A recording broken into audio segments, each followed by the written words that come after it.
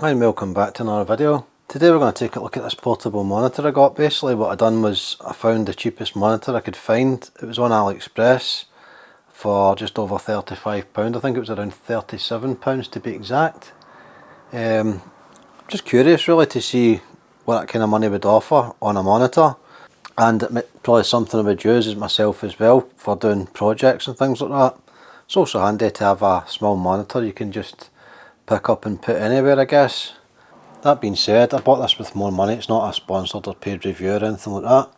So what we'll do is we'll open the box up and see what's inside. It's pretty much generic box. There's nothing, no branding or anything like that on it. A little bit of information on the side. Just hold that there so you can get a wee look. You can get two versions of these. You can get one with touch and one without touch. This is the one without touch. It's not really something I needed. For those that do, I think the touch version's around £10 more. So let's open the box and see what's inside.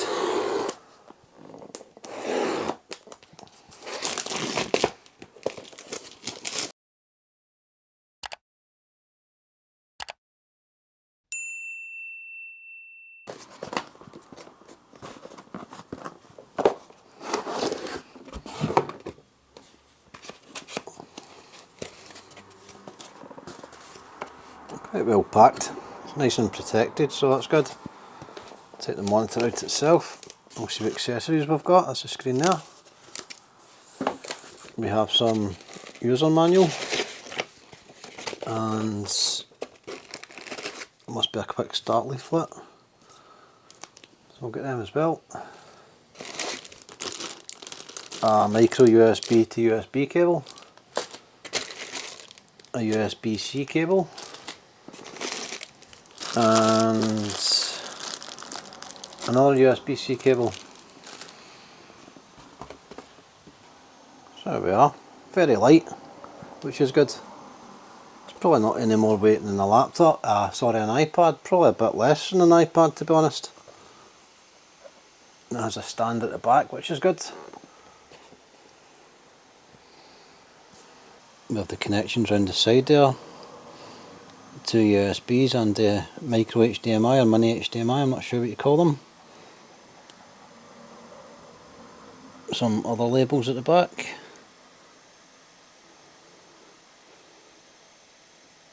Little holes for a mounting as well, which is good. And next to that must be the little speaker outlets. So let's plug it in and see how it performs. What I'm going to use to test it is I'm going to use a Xbox Series X. I know it's not going to output 4K, but we can set that to 1080 and see how it goes with that. I also use it to play a film through it as well, so we can see the playback of a film.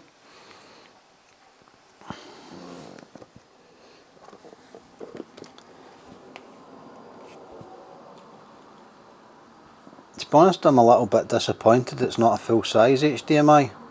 It just means that you maybe be messing around looking for one of the mini cables of that. They're not full size HDMI cables you pretty much find everywhere. With this you might have a little bit of trouble unless you keep it next to the monitor, but it's not a major issue, but it'd just be nice if it was just a standard HDMI on it. I'm just going to peel the plastic off the couch then, save any reflective. I didn't notice a button first time around, that's at the side here as well. And it's got a little other selector switch, I don't know what that's for, but we'll soon find out. So what I'm going to do now is connect the Xbox to it and we'll start it up and see what the monitor's about.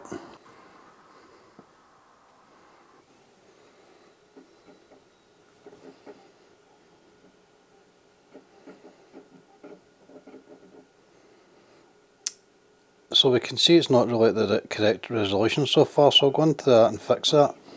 Now this may be the first potential issue we have here.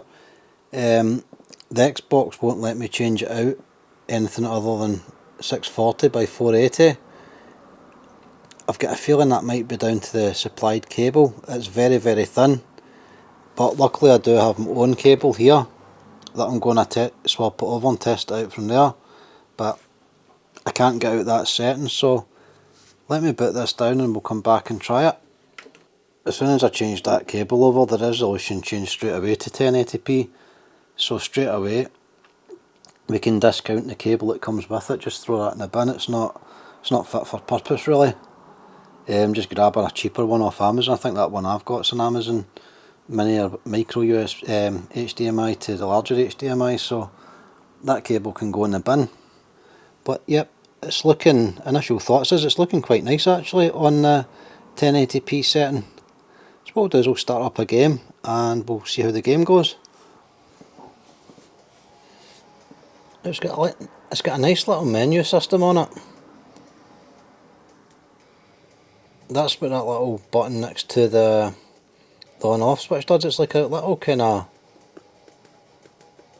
it's like a little kind of rocker switch, and you can move it up and down and push it in. But when we go to that switch, it gives us all sorts of different options. We can go volume and we can bring little menus up. It gives us a lot more control.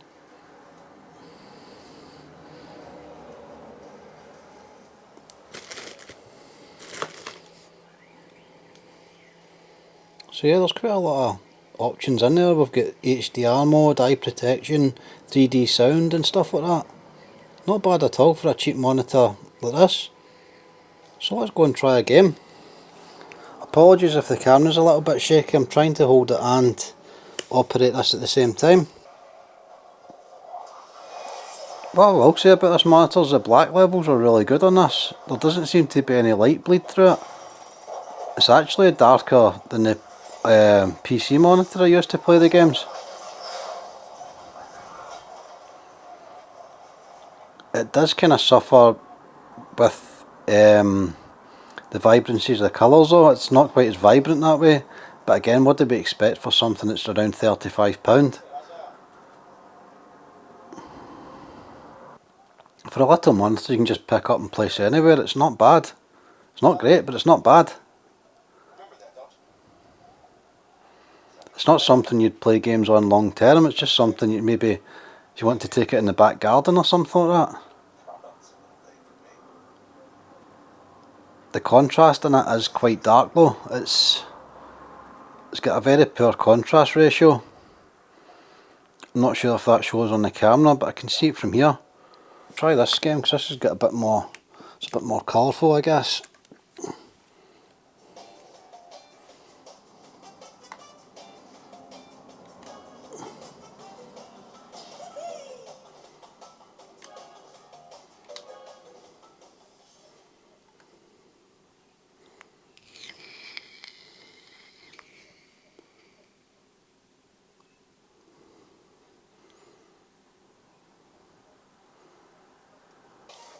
Contrast wise it seems to perform a lot better here, as this is a bit of a brighter game.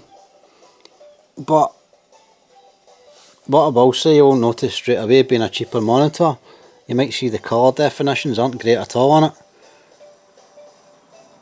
But again, what do we expect for this sort of money?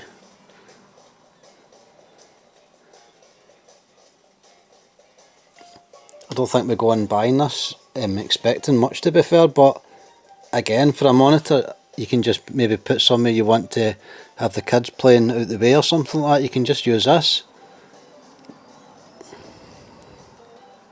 But let's I'll try and play it with my one hand, but I don't think I'll do too well. As I say, it's not really bad as such, it's just not defined. It kind of seems to be better with some colours than it is with others. But why don't we try a film now? See how we got on there. Sharpness wise it's actually pretty good. It's a nice sharp picture on it. I'd imagine it's going to fare a bit better playing films than it does playing games. While we're waiting, we'll go through the specs of the monitor. It's an Anmite 15.6 inch portable monitor. 1080p HDR 16:9 screen ratio. according to the description, has low blue light. You can also buy this as a touchscreen or non-touchscreen. This is the non-touchscreen variant. The screen itself is an IPS screen. It supports HDR and it's a 60Hz screen. The connections at the side, there's two Type-C USBs and one mini HDMI. You can connect it to phone via USB and laptops also. According to the specifications I read, it doesn't show anything about iPhones there.